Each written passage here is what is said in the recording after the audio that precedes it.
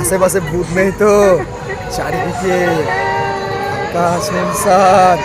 ও মাই god, আমার ভয় লাগছে না, তোর ভয় লাগবে বলে।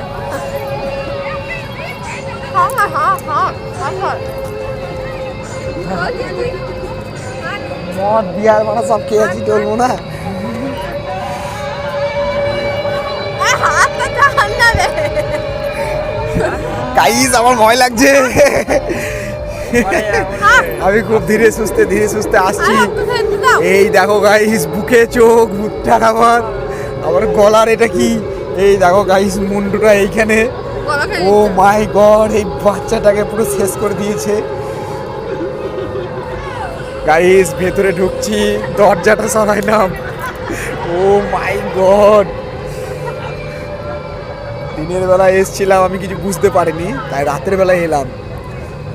ওই দেখো গাইস, কাছে মনে হচ্ছে একটা খেকো ভূত। আর এই দেখো,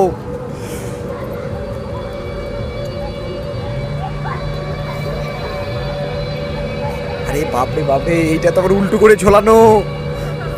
সর্বনা, রাতের বেলায় যদি আমি একা আসি, প্যান্টটা আমি হিসু করে দেবো। ওইটাকে আড়ালে বসে আছে।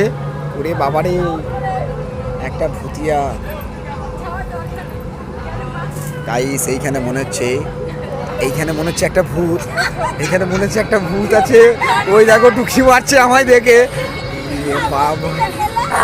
ওরে বাপরে বাপরে, ভয় দেখাচ্ছে গাইস ভূতটা। এইখানে কিছু ভূত আছে গাইস, আমি দেখতে পাচ্ছি। এই তো ভূত পিছনে ব্যাকগ্রাউন্ডে। কি ভয়ানক দৃশ্য গাইস। তো তোমরা সবাই কমেন্টে জানাবে কার কতটা কি ভয়ানক লেগেছে। জীবন